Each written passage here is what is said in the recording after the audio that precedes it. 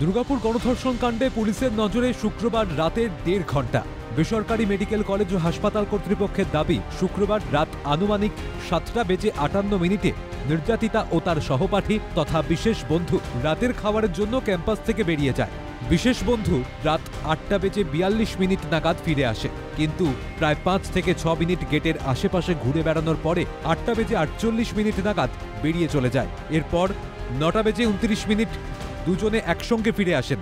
নির্যাতিতা ছাত্রী রাত 9:31 নাগাদ গার্লস হোস্টেলের দিকে রওনা দেয়। কিছুক্ষণ পরে কলেজ কর্তৃপক্ষের কাছে মোবাইল হারানো ও ক্যাম্পাসের বাইরে অত্যাচারের অভিযোগ জানায়। আর এই 1.5 ঘন্টা এবং বিশেষ বন্ধুর ভূমিকায় এখন ভাবাচ্ছে পুলিশকে।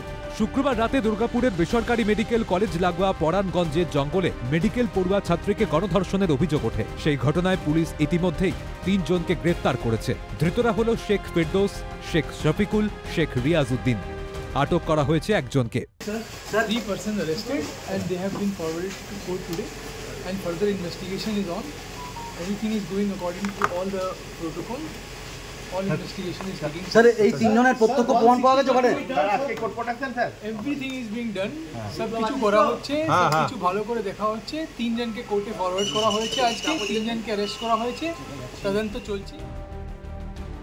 পুলিশ সূত্রে খবর, ধৃতরা প্রত্যেকেই বিজরা গ্রামের বাসিন্দা। নির্যাতনের পাশাপাশি মেডিকেল পড়ুয়ার মোবাইল ছিনতাই করেছিল। নির্যাতিতার মোবাইলের টাওয়ার লোকেশন ধরে তাদের গ্রেফতার করা হয়। অভিযুক্তদের প্রত্যেকের যোগী বিজরা গ্রাম। রবিবার বিজরা গ্রামে অভিযুক্তদের বাড়িতেও তল্লাশি চালানো হয়। বাকি অভিযুক্তদের সন্ধানে তল্লাশি চালানো হয় অন্যান্য এলাকাতেও। রবিবার ধৃতদের আদালতে তোলা হয়, যদিও ধৃতরা নিজেদের নির্দোষ বলে দাবি করেছে।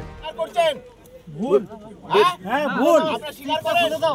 স্বীকার করছেন অভিযোগ? বলছি আপনারা কি অভিযোগ স্বীকার করছেন? স্বীকার করেন? করছেন না? কি হয়েছিল? ঘটনাটা কি হয়েছিল? ঘটনাটা কি হয়েছিল একটু বলুন।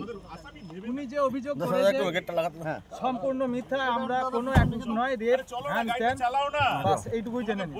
ইতিমধ্যেই নির্যাতিতার বাবা মেয়ের প্রাণনাশের আশঙ্কা প্রকাশ করে চিকিৎসার জন্য ওড়িশায় নিয়ে যাওয়ার ইচ্ছে প্রকাশ করেছেন।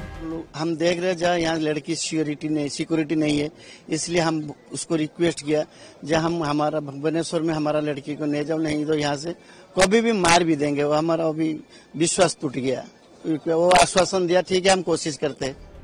মেয়ের নিরাপত্তা নিয়ে নির্যাতিতার বাবা প্রশ্ন তুললেও এই বিষয়ে বিশেষ কিছু বলতে চায়নি তৃণমূল নেতা কুণাল ঘোষ বলেছেন, আশা করব নির্যাতিতা তার পড়াশোনা চালিয়ে যাবেন।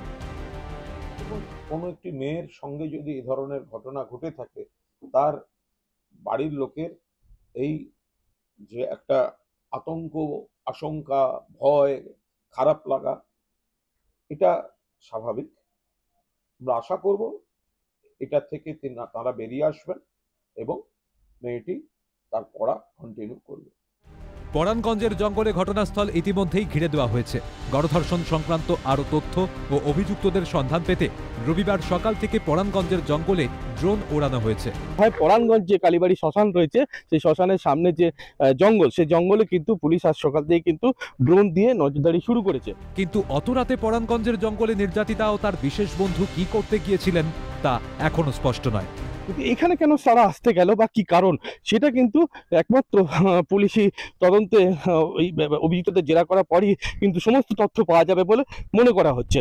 এখন আজ পুলিশ কি পদক্ষেপ নেয় এবং পুলিশের ভূমিকা কি নেয় এবং এই জঙ্গল ঘেরা অঞ্চলে কি করতে এই দুজন এলো, এখানে এই ডাক্তারিপুররা এলো, সেই নিয়ে কিন্তু পুরো বিষয়টা নিয়ে কিন্তু পুলিশ তদন্ত শুরু করেছে।